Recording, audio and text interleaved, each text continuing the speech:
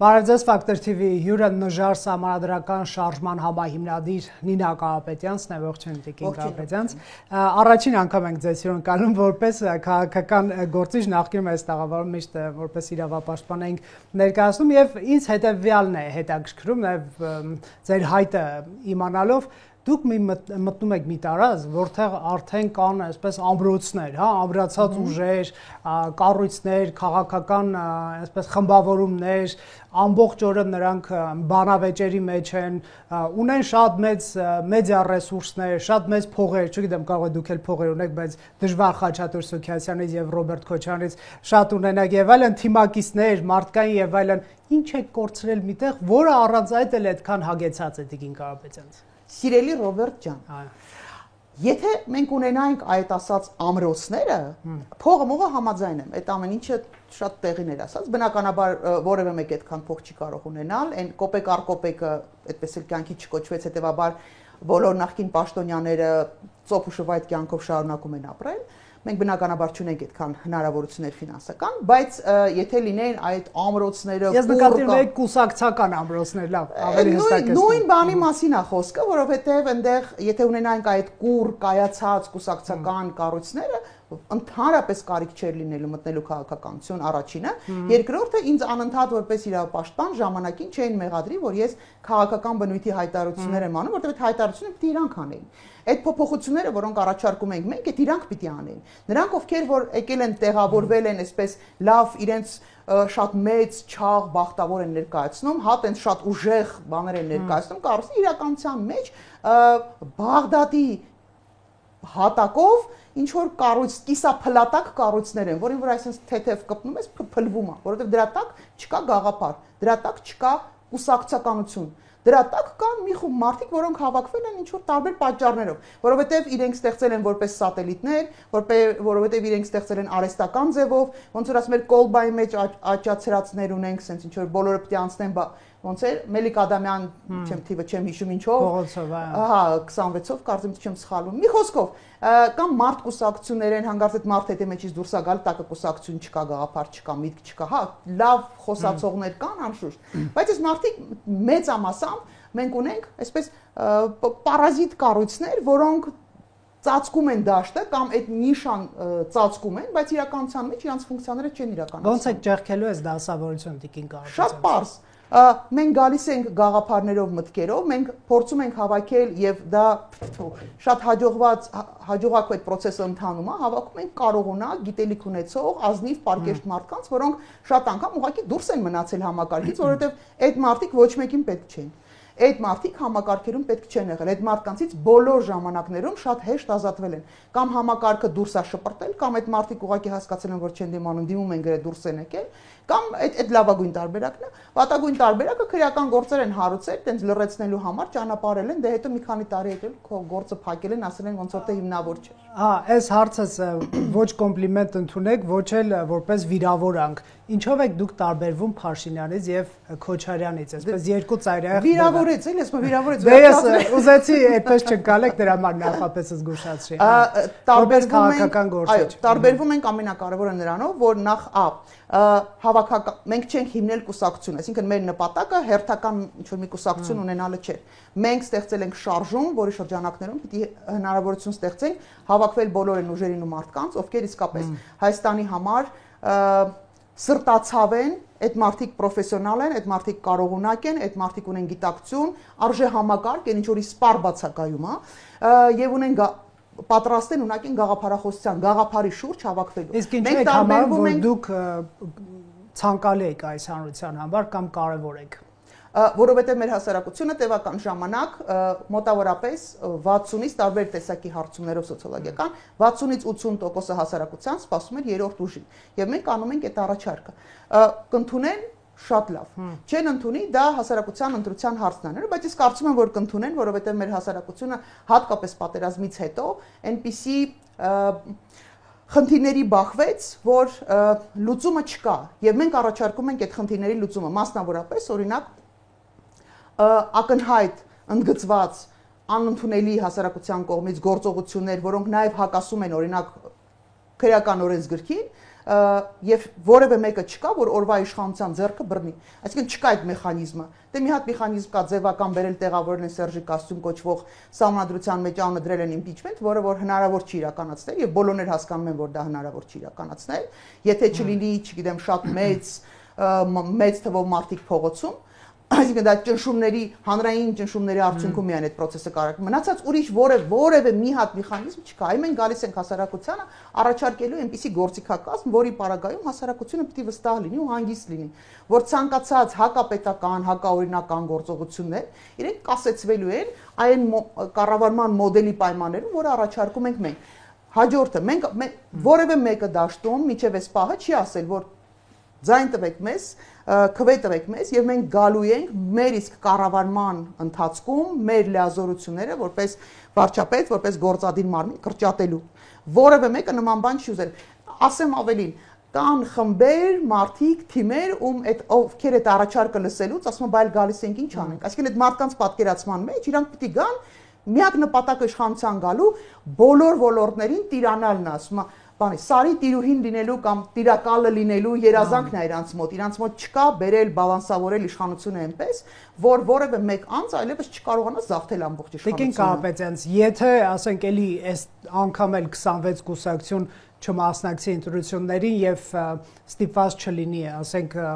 բանավեճ կազմակերպող հերոստալիքը կիսել տեխնազուներին, ասենք մի 10-15 ուժ լինի, ընդհանրում եմ դուք եւ Նիկոլ Փաշինյանը կհայտնվեք նույն տաղավարում, որտեղ իրար հարցեր տալու հնարավորություն կունենա, եկեք 7 ամիս առաջ ընկնենք այդ դեբատից եւ ինչ հարցեր կուղեք, որովհետեւ վարչապետը կառավարողը այսօր նա է, նախկին իշխանություններին էլ վստահ եմ լիքը հարցեր կունենաք, բայց այ ինչ հարցեր կբարձրացնեք, ինչն է անբավարար այս իշխանության աշխատանքում ձեր կարծիքով։ Թերևս ամեն ինչը, բայց եկեք սպասենք այդ 7 ամիսը ինչու, որովհետև սա իսկապես աննախադեպ իշխանություններ են եւ այս 7 ամսվա ընթացքում այսօրվա ձևակերպված հարցերը ուղղակի իմաստ չեն ունենալու, որովհետև այս իշխանության գործողությունները անչափ կործանարար են եւ անտրամաբանական շատ դեպքերում հակասահմանադրական, որ այդ պահին տրվող հարցեր իրենք լրիվ ուրիշ բնույթի կարող են ունենալ։ Միակ ցանկությունը ասում եմ, ոչ թե հարց կլինի, այլ միակ ցանկությունը ուղղակի հեռանալ։ Ինչքան որ ավիրել են, ինչքան որ կազմակերպել են, բավարար է ես կարծում եմ։ Կարելի է ժամանակն շատ վաղուց էր իրականում ժամանակը գնալը 20 թվականի պատերազմից հետո պիտի հեռանար այս իշխանությունը։ Ցավոք սրտի այդպիսի իմաստություն, այդպիսի, եթե կուզեք հայրենասիրությունը չունեցան այս մարդիկ։ Տիկին Կարապետյանց, արդյոք 21-ի ընտրությունների արդյունքն է դուք վերլուծել եք եւ ճիշտ եզրահանգման եք եկել, ինչ կոնտեքստում, եթե 4 փաստերի դաշտում նայենք, այո, չստացվեց արդյոք սա հարց է ոչ թե պնդում, որ մարդիկ նույնիսկ այսպես ասենք պատերազմից հետո այդ նվաստացված, խեղճացած կարգավիճակում նախընտրեցին այն իշխանություններին,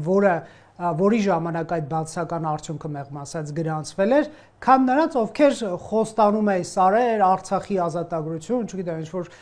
վերազգային կամ համազգային ինչ որ նպատակներ, խոստումներ, բայց որոնք նախկիններ էին, հա, ասենք Ռոբերտ Քոչարյանի,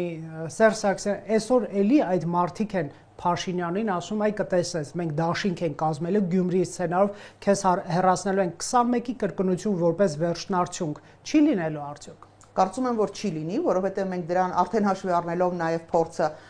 նախապատրաստվում ենք, բայց այդ ուղղությամբ, որպեսզի այդ ընտրությունը լինի, ջանք ու եռանդ չեն խնայում, թե Նիկոլ Փաշինյանը, թե ինքը Ռոբերտ Քոչարյանը, Սերժ Սարգսյանը կարծես մի քիչ ավելի լուր է այդ իմաստով, բայց այսպես կոչված նախկինների բլոկը եւ Նիկոլ Փաշինյանը մեծ սիրով, իրար պասեր տալով, իրար հետ գուցե ուղիղ չէ, բայց փաստորեն համագործակցելով կարելի է ասել, իրար հետ աշխատում են, որովհետև միայն Քոչարյանի ֆոնին Նիկոլ Փաշինյանը կարող է որևիցե մի փոքր ավել ձայներ ունենա եւ հակառակը Քոչարյանը կարող է ձայներ ստանալ Նիկոլ Փաշինյանի ֆոնին, որ պահին որ ժողովրդին տրվեց ալտերնատիվա, իսկ դա ամեն շատ մեծ հավանականություն կա եւ մենք այդ ուղղությամբ աշխատելու ենք եւ ես վստահ եմ, որ մենք հասարակությանը 26 թվականին կարողանալու ենք ներկայացնենք եւ մեր պատկերացրած այդ ամբողջական թիմը, որը մեր թիմից չի կազմված, այլ ավելի ընդլայնված, ավելի գրկուն է, եւ նաեւ ծրագրերը, որոնք կարողանանք ժամանակ կունենանք ներկայացնել, իհարկե դա իր դերը կատարելու է։ Մեծ դժվարություն կա, ասեմ, որովհետեւ լրատվականների մի ճնշող մեծամասնությունը դա այսպես կոչված նախկիններին է, մի մասն էլ կա, որ ընդգծված եւ փոխկապակցված է գործող իշխանությունների հետ, մնացածը հույսը թողել են այ շատ փոքր թվով ազատ մամուլի հույսին են մնացել եւ համացանցի հույսին են, այսպես ասած, մնացել, բայց դա իր պլյուսն էլ ունի, որտեղ դու ունես ժամանակին օրինակ 80-ականին, 90-ականին, 2000-ականին, այսքան ինտերնետը եւ Facebook օրինակ, հա, իրանք զարգացած չէին եւ մարդկանց բոլորի ձեռքը չկար սմարթֆոններ եւ հետեւաբար այդ խնդիր էր։ Այսօր բավական մեծ հնարավորություններ է տալիս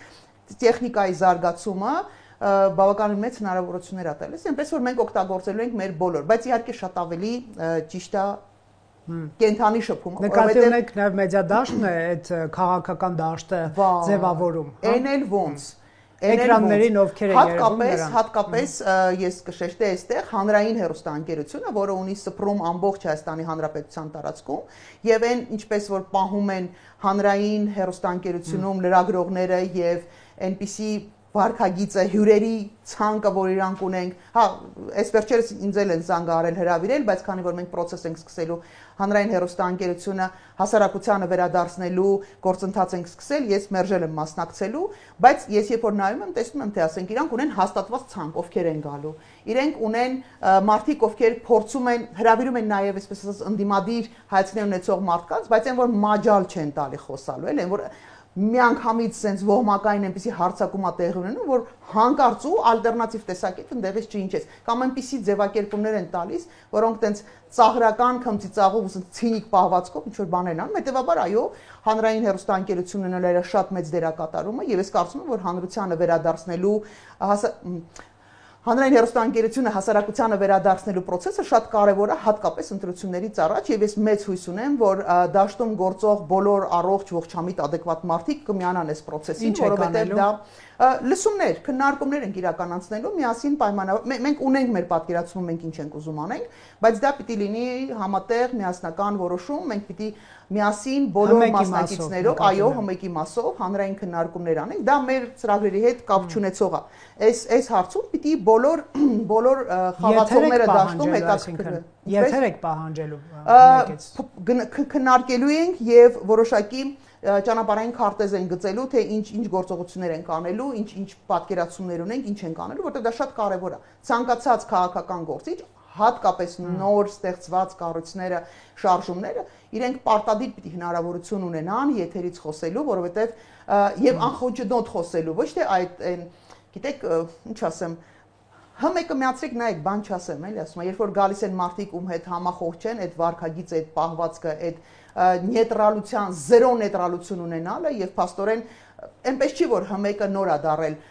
օրվա իշխանության ռոպագանդան իրականացնող, այդպես եղել է միշտ, բայց ինչ որ մի օր դա պիտի վերադարձվի հասարակությանը։ Ամեն դեպքում ձեր խաղի տեղը որն է, այսինքն դուք քաղաքացիների հետ ինչ լեզվով եք խոսում եւ խոսելու, տեսեք, օրինակ եթե Լևոն Քոչարյանն է Նիկոլ Փաշինյանին մեղադրում ոստիկանական բռնությունների մեջ, դրան հետևում է տասնյակ պատասխաններ, որ խոսիր քո հոր ժամանակաշրջանից, Պապլավոկի զուգանից եւ մարտի 1-ից խոսիր, ինչեր կատարվում, ինձ թվում է ձեզ չեն կարող նման այսպես հակադարձում անել, հա, այսինքն չգիտեմ ձեր հոգու խորքում ինչեր ունեք ընտրությունների ժամանակ Երևանը փոքր է, եթե լիներ միջև այսօր հաստատ կասեի։ Կիմանայինք, ամեն դեպքում դուք հաճախ Փաշինյանին մեղադրում եք դիկտատուրայի մեջ, ձեր այսպես մեղադրանքը մի քիչ այլ ականջին այլ կերպ է հնչում, հա, այսինքն ասենք քբականները չեն կարող ձեզ մեղադրել էլի դիկտատուրայի անցյալների մեջ, որովհետև չունեն ունենալու հետ ունենալու մեջ։ Այ ոնց է նաև քաղաքացին լսելու ձեր քննադատությունը եւ տարբերակելու նախկինների քննադատությունից դուք չունեք մտավախություն, որ մեկ ձայն կլսվի բոլորի ականջին եւ դուք կմիախառնվեք, այսպես ասենք, Ոչ սիրելի Ռոբերտ, դեք ինչու, որովհետեւ մենք արդեն Դուք հասկացաք իմ հարցը։ Ես հասկացա։ Մենք շատ հստակ մեզ համար որոշել ենք, որ մենք հիմքում երբեք չենք դնելու, եթե հարց է հնչում օրվա իշխանությունների վերաբերյալ կամ ինչ որ կոնկրետ գործողությունների վերաբերյալ, չարձագանքել չես կարող։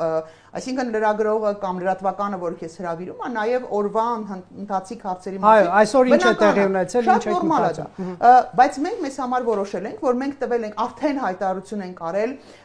մեր մեկնարկի օրը հայտարարություն ենք արել, տվել ենք քաղաքական գնահատական նախկինում տեղի ունեցած process-ների հետ կապած։ Մենք մեզ համար որոշել ենք, որ այլևս գիծ ենք քաշում եւ նախկին ու ներկա նախկինների մասին, մերժվածների մասին չենք խոսելու, որովհետեւ դա մեր նպատակը չի։ Մեր միակ նպատակը հասարակությանը հասցնել, թե ինչ կարելի է անել, ինչ գործողություններ են անհրաժեշտ, որպեսզի մենք կարողանանք այլևս երբեք չունենալ այսպիսի իրավիճակ։ 30 տարվա կտրվածքով, այն ինչ որ մենք ունեցել ենք 30+ տարիների ընթացքում, այլևս ճիշտ հասկացա, ձեր թիրախը բոլոր նախկիններն են, ոչ միայն այսօրվանը, ոչ միայն, որովհետև քաղաքական ուժեր կա, իրենց թիրախը միայն Փաշինյանն է, քաղաքական ուժեր կա միայն Քոչարյանը, միայն, այսինքն այսպիսի թիրախավորումներ կան, ձեր թիրախը բոլորն են, թե էլի տարբերակում կա այդ բոլորների մեջ։ Բոլոր նախկին եւ ներկա այս պահին իշխանությունների վերաբերյալ տրվել է քաղաքական գնահատական։ Այսինքն մենք գնահատել ենք, գիծը քաշել ենք ու անցել ենք առաջ։ Մեր ամբողջ խոսույթը պիտի լինելու է ապագայի մասին եւ հիմա էլ մենք անընդհատ փորձում ենք հարցազրույցներում օգտվելով առիթից անընդհատ խոսել ապագայի մասին, նրա մասին, թե մենք ինչ ենք առաջարկում եւ ինչ կլինի, եթե մենք այդ ճանապարհով չգնանք, ինչ դժվարությունների ենք հերթական բախվելու, կամ ինչ դրական արդյունք կլինի, եթե մենք գնանք այս ճանապարհով։ Իսկ մեր ամբողջ գործունեությունը եւ ամբողջ խոսույթը դրա շրջանակներում է լինելու։ Այն քննադատությունն էլ որ լսում եք, զուտ ասում լրագրողի հնչեցրած հարցին ի պատասխանը, որը չի կարող ժողովրդավար համարող քաղաքական գործիչները չեն կարող չպատասխանել լրագրողների հարցերին։ Եթե հարցը հնչել է, ուրեմն պիտի լինի դրա պատասխանը։ Այլ խնդիր է, որ կան հարցեր, որոնք ամբողջությամբ չես կարող բացել, բացում ես այնքանով, ինչքանով որ դա հնարավոր է անել, մնացածը անպատասխան հարցեր պիտի չմնան։ Նորից մենք խոսելու ենք միայն ապագայի մասին։ Շատ լավ, տեսեք, նաև այդ ապագայի մասին, որ ասում եք, չեք կարծում, որ այս 21-րդ դարում ազատ հասարակություն է, հա, մեր քաղաքացիները շատ ազատ են իրականում։ Եկեք դա խոստովանենք եւ դա միայն կախված չի քաղաքական համակարգից, թեև եկեք նաեւ նկատենք, որ քննադատություններով հանդերձ բոլոր իշխանություններ ազատության ինչ որ շրջանակ թողնվել է քաղաքացիներին, ասենք մենք Բելարուս չենք, Ադրբեջան չենք եւ այլն, էլի, այսինքն եկեք չխտաստենք գնենք կամ խտաստենք օբյեկտիվության քանակ։ Ես միշտ ասել եմ բոլոր ժամանակներում մեզ Հայաստանի համար ով որ ժամանակահատվածը համարում է ավելի խիստ, ավելի կոշտ, ավելի չոր, ավելի սահմանափակ իրավունքների տեսակետից, բոլոր ժամանակներում մենք հազարապատիկ ավելի առաջադեմ ենք եղել, քան մեր հարևան Թուրքիան, Ադրբեջանը, շատ դեպքերում Վրաստանը, Ռուսաստանի Դաշնությունը բոլոր ժամանակ է ունեցել ենք ուժեղ ընդդիմություններ, այլ ինչու չեն դրանք եկել իշխանության, ընտրությունների կեղծիքներ, լավ, եկեք այս հարցը թողնենք, միգուցե վիճելի հարց է, չանցնենք։ Դուք ոնց եք մարդկանց տալու երաշխիք, որ հարգելի քաղաքացիներ, մենք ձեր ազատությունները գողացողը չենք, որովհետև ես լսում եմ այս տեսակետները, արդյոք համաձայն չեք, որ Փաշինյանը հաղթում է նաև այնտեղ, որ նա կարողացել է մարդկանց ասել, որ այո, իմ ձախողումներով, բանով, սրտիկներով եւ այլոցով հանդերձ ես ձեր ազատությունների երաշխավորն եմ։ Ես թույլ եմ տալու ձեր գյուղում դուք հաղթեք։ Վաղը մյուս օրը նա ասում է, ես թույլ եմ տալու ինձ էլ ուղարկեք տուն։ Ես եմ ձեր ընտրած իշխանությունը, հա, այսինքն ես ձեր ցանկության արդյունքն եմ։ Մինչդեռ նա ցուցադրում է նախկին, այսպես ասենք, համակարգի ներկայացուցիչների, ասելով իսկ նրանք ձեր ազատությունը գողացողներն են։ Դե հասկանում եք, որ այդքան բան ինձ չի կարող ասել։ Ոչ ինձ, ոչ մեր թիմից որևիցե մեկին այդպիսի բան ինքը չի կարող ասել։ Այսինքն մենք համեմատության մեջ անհամեմատելի ենք լինելու, որովհետև անգամ ինքը իր լրագրող աշխատելու տարիներին ես չեմ կարծում, որ ունեցել է այնպիսի համբավ, ինչպիսին օրինակ իմ թիմակիցները իրենց նախորդ կյանքերում, այսպես ասած, ոչ քաղաքական կյանքերում։ Այդ առաջինը։ Երկրորդը Նիկոլ Փաշինյանը անգերազանցելի է։ Բայց ընդունում եք, որ մարդու ազատությունը այսօր ամենակարևոր հարցերից է, որ քաղաքացին դրանով նաև քվեարկության է գնալու։ Բոլոր ժամանակներում մարդու արժանապատվությունը, մարդու համար ազատությունը, այո, բարձրագույն արժեք է, եւ ես դա ընդունում եմ, դա մեր կարգախոսը, եթե կուզեք թեպետ ինչի կուզեք, հենց կարգախոսն է արդարություն, ազատություն եւ արժանապատվություն։ Այս 3 բառերի մեջ տեղավորվում է ամբողջ սպեկտրը, տարբեր իր ձևաչափերով։ Մարդը եւ արդարության եւ արժանապատվություն ունենալու, չնվաստանալու բոլոր իմաստներով եւ արժեքների կրելու բոլոր իմաստներով մարդը միայն մարդ կարող է համարվել եւ ազատ կարող է համարվել։ հարցը մոռացա Ռոբերտ։ Հարցը հետևյալն է, ինչպես եք դուք մարդկանց համոզելու, որ եթե ընտրվեք, դուք նրանց ազատություն գողացողը չեք բոլոր ասպեկտներում։ Տեսեք, Նիկոլ Փաշինյանը տիեզերական մասշտաբի մանիպուլատոր է, որտեղ երբ որ ասում է ես ձեր ազատությունների երաշխավորն եմ եւ զուգահեռ իրականության մեջ մարդկանց կալանավորում են իրենց ստատուսների համար, երբ որ ինքը քո իրավունքների ու ազատությունների երաշխավոր է ներկայանում, բայց կալանավորված մարդուն ճանապարհին մի իրավապահ մարմնից մյուսը տեղափոխելու ժամանակում կանգնացնում են, նվաստացնում են, բռնության են ենթարկում, խոշտանգում են ու որևէ մեկը պատասխանատվության չի ենթարկվում, երբ որ բանակում սպանված զինվորի գործը չի քննվում, ոնց որ նախկինում չէր քննվել, հիմա էլ շարունակում է նույն ձևի չքննվել, երբ որ ընդդիմադիրների վերաբերյալ քրեական գործեր են հարուցվում, որոնք շատ երկար ժամանակ կամ իր հետ անհամաձայնների հետ, այսպես անգամ ընդդիմադիր չեն, երկար ժամանակ մարդկանց նեղություն են տալիս, հետո փակում են կամ իրենց սրտի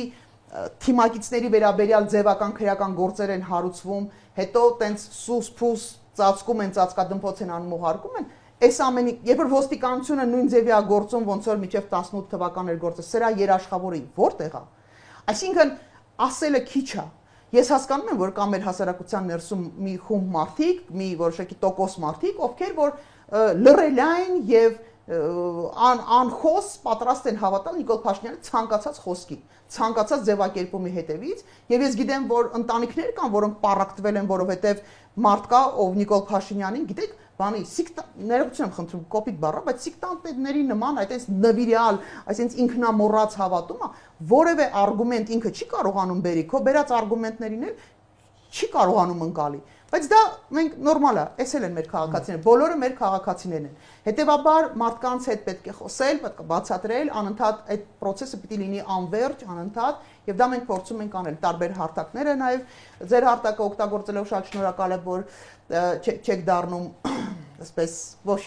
Մենք բոլորին հրավիրում ենք, բոլորին հրավիրում ենք։ Շատ կարևոր է խոսալ անհատապես եւ դա անում ենք եւ փոքր հանդիպումների եւ մեծ հանդիպումների ժամանակ եւ անհատական զրույցների, այսինքն բոլոր տարբերակները մենք օգտագործում ենք մարդկանց հետ խոսելու։ Տիկին Կապետյանց, եկեք ընդունենք, որ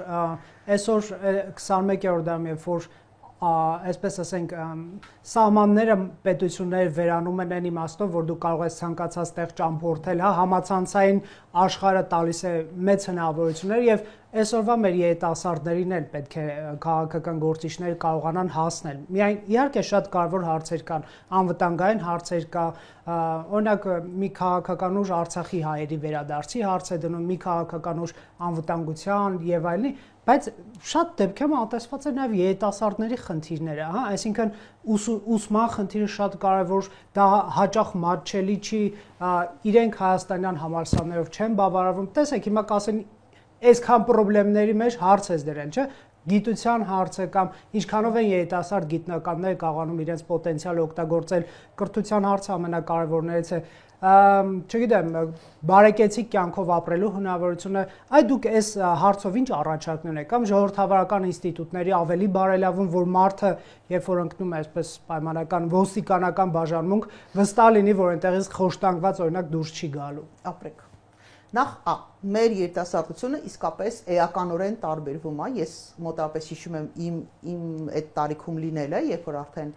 նորանկախ պետություն էր, եւ համեմատում եմ այսօրվա երիտասարդների հետ, օրինակ իմ երեխաների տարիքակիցների հետ, դրանք անհամեմատելի, անչափելի են, դա ուրիշ աշխարհ է։ Իրենք շատ ավելի ռացիոնալ են, իրենք շատ ավելի գիտակից են, իրենք շատ ավելի պատրաստված են, դու չես կարող իրենց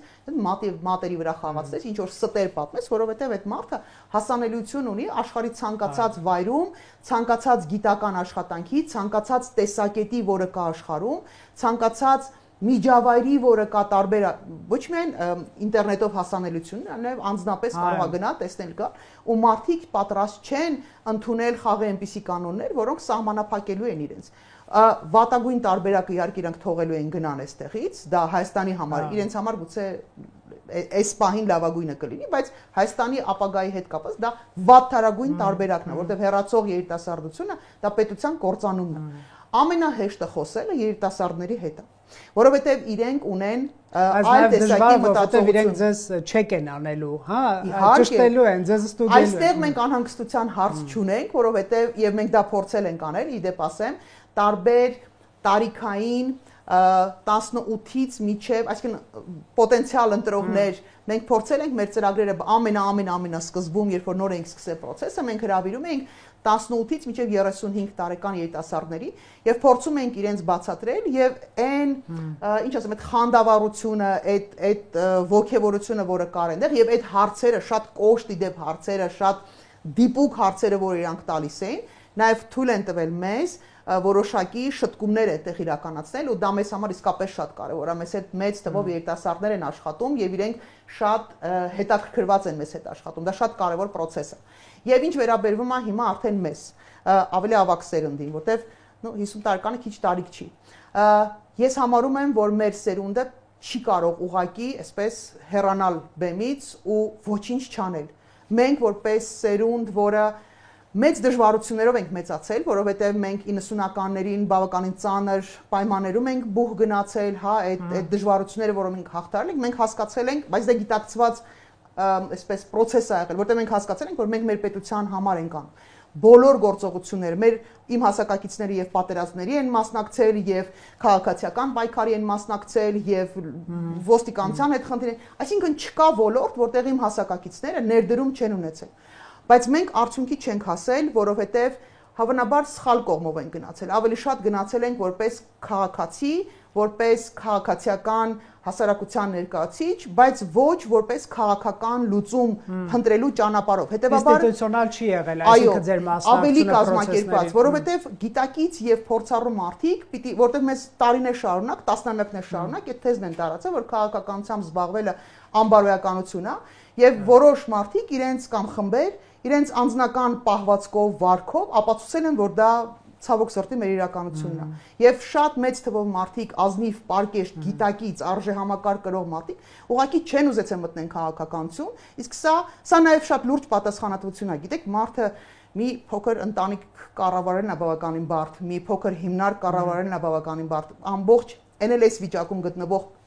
համաշխարհային իմաստով նաև խառնաշփոթ վիճակում պատասխանատվություն ստանձնելը դա շատ մեծ բեռ է, շատ մեծ պատասխանատվություն է, այնպես չի, որ մեր թիմը չի գիտակցում այդ process-ի կարևորությունն ու դժվարությունը ու դրա հետ կապված խնդիրները, որոնց մենք բախվելու ենք, բայց մյուս կողմից էլ մեր սերունդը չի կարող ամոթով հեռանալ, բա այսքան ներդրում արած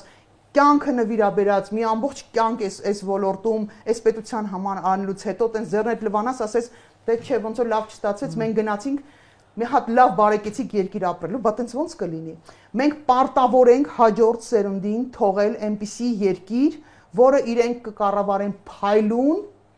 հաստատ եմ ասում, այս երեխեքը ռացիոնալ են, այս երեխեքը գիտակից են եւ շատ պրագմատիկ են։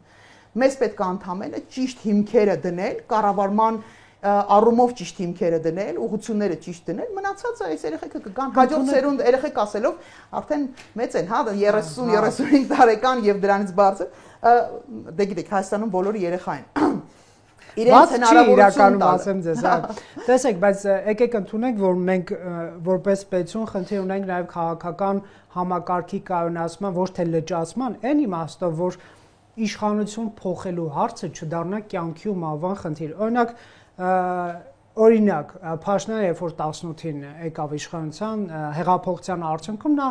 սիրո եւ թավշյա այս լոզունգով էր գալիս եւ նրան այդ թվում դուք շատ քննադատում եք, որ ոչ բավարար չափով է օրենքները տարածվել, այսպես ասած, տարբեր հանցագործությունների մեջ մեղադրվող անձանց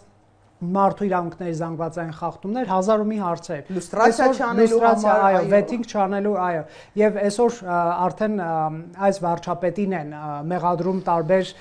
գործողությունների մեջ, բայց երբ որ լսում ես օրինակ խորհրդանական ընդդիմության կարգախոսերը, գալու ենք ձեզ դատենք, այ գալու ենք հալներդ կտեսնեք տրամաբանությամբ եւ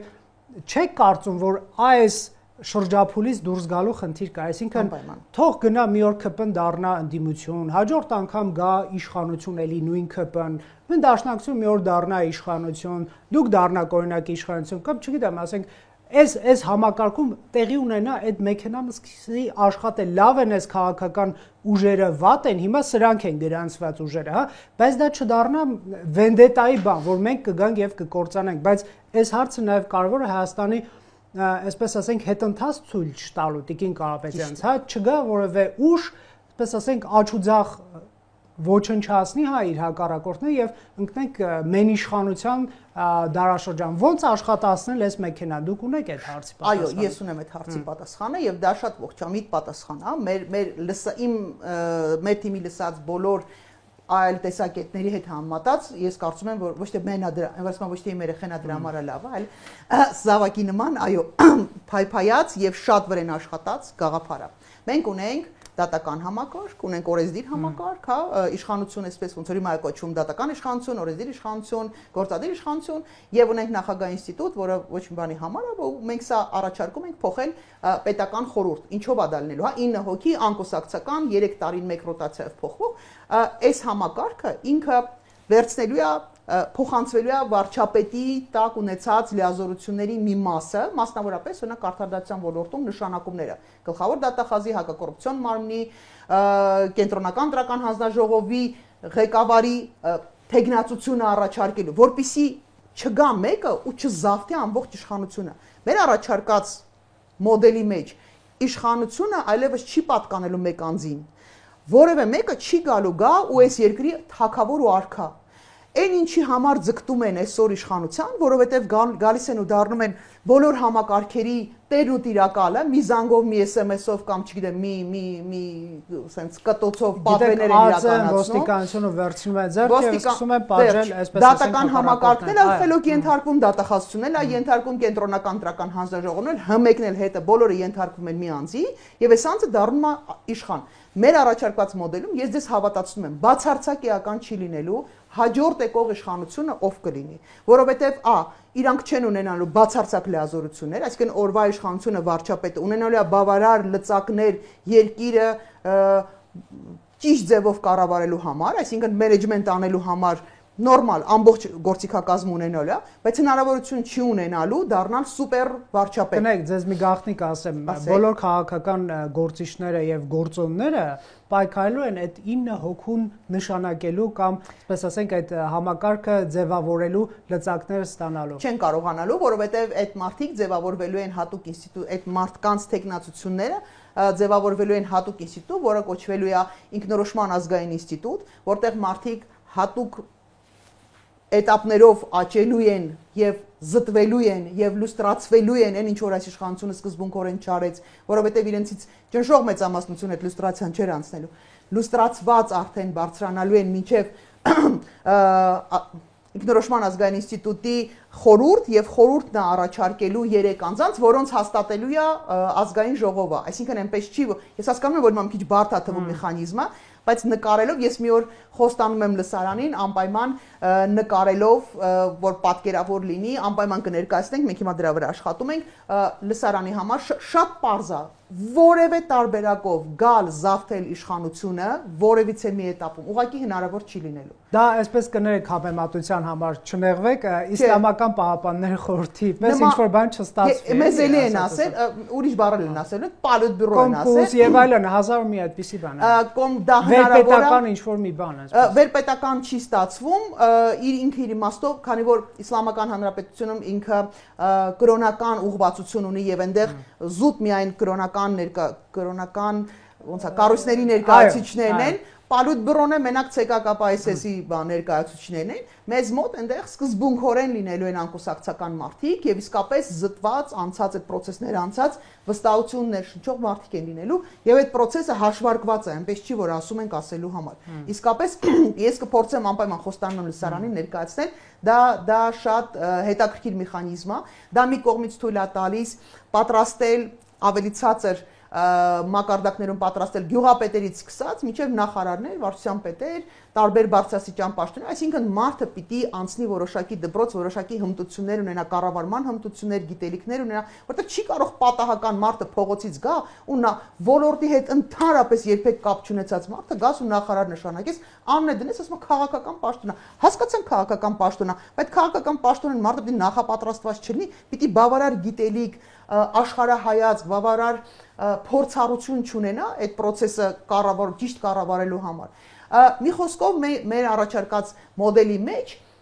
շատ ճիշտ եք ասել, բոլորը պայքարելու են, բայց ոչ թե այդ 9 հոգու մեջ դառնալու համար, այլ բոլորը պայքարելու են այդ մարդկանց մենք արդեն հանդիպել ենք, ովքեր դեմ են այսպիսի մոդելի, որտեղ իրանց պատկերացման մեջ, շատ շատերի պատկերացման մեջ, իրանք գալիս են վարչապետ, այսպես այդքան փող ենք դնում, գալիս ենք վարչապետ դառնանք, որ ինչ անենք, որ իսկի լիազորություն չունենանք։ Մենք այս մոդելի աշխատելու պարագայում մենք խնդրելու ենք մարդկանց, որ գան դառնան վարչապետ,